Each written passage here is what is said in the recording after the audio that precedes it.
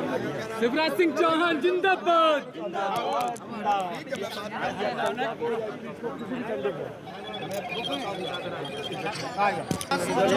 जिंदाबाद। आंधी नहीं तूफान है, शिवराज सिंह चौहान है। आंधी नहीं तूफान है। शिवराज सिंह चौहान है। शिवराज मामा, जिंदाबाद। शिवराज सिंह चौहान, जिंदाबाद। शिवराज सिंह जिंदाबाद। जिंदाबाद जिंदाबाद।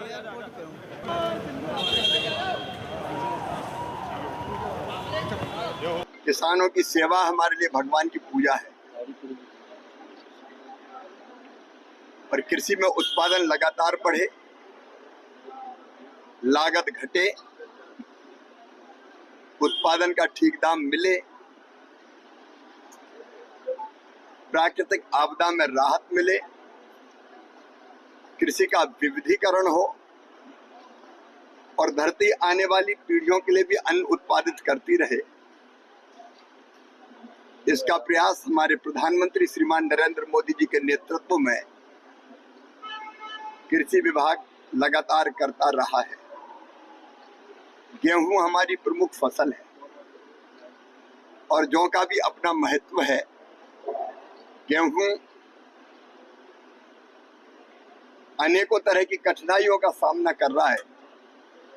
जलवायु परिवर्तन के कारण, बढ़ते हुए तापमान के कारण ये आशंका व्यक्त की गई है कि गेहूं का उत्पादन घट सकता है।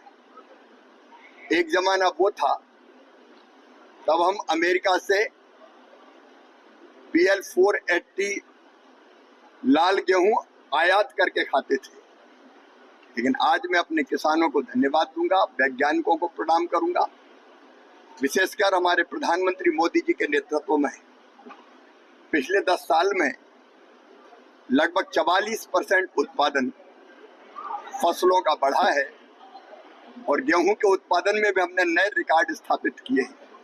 लेकिन आने वाले समय जो चुनौतियां हमारे सामने हैं, उन चुनौतियों का मुकाबला करते हुए हम ऐसी किस्मों का विकास करें कि जिससे गेहूं का उत्पादन घटे ना, लगातार बढ़ता जाए।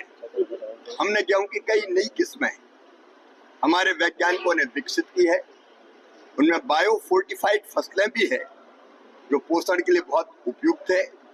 ग्लूटेन की मात्रा कैसे गेहूं में कम हो, इसका भी हम प्रयत्न कर रहे हैं। बढ़ते तापमान और कम पानी में भी कैसे गेहूं के उत्पादन को और हम बढ़ा पाएं, इसकी कोशिश भी हम कर रहे हैं। और आज इसीलिए वैज्ञानिकों का और विशेषज्ञों का एक चिंतन का कार्यक्रम आज ग्वालियर में आयोजित है, जिसमें देश भर के हमारे जाने माने ख्यातिनाम वैज्ञानिक भी है, प्रगतिशील किसान भी है।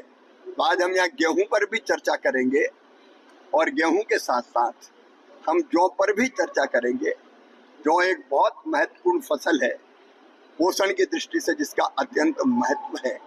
मित्रों, हमारे रबी के पूरे प्लान को करने के लिए 2 फसलों का चक्र मुख्यतः है, खरीफ का और रबी का। तो रबी में हम कैसे फसलों का बेहतर उत्पादन करें, इसके लिए रबी कॉन्फ्रेंस 14 और 15 सितंबर को हमने दिल्ली में बुलाई है। राज्य सरकारों के कृषि मंत्री और सारे अधिकारी, विशेषज्ञ और केंद्र सरकार के सारे अधिकारी, वैज्ञानिक, विशेषज्ञ सब उन पर विचार करेंगे। और फिर एक बार जो लैब में शोध होता है, रिसर्च और अनुसंधान होता है, उसको हम सीधे लैंड तक लेके जाएं, किसानों तक लेके जाएं। इसके लिए पहले विकसित कृषि संकल्प अभियान हमने खरीफ की फसल के लिए भी चलाया था। अब रबी की फसल के लिए भी 3 अक्टूबर से विकसित कृषि संकल्प अभियान प्रारंभ होगा, उसकी तैयारी भी हम कर रहे हैं। आज मेरा सौभाग्य है कि इस गालव ऋषि की पवित्र धरा पर आज गेहूं और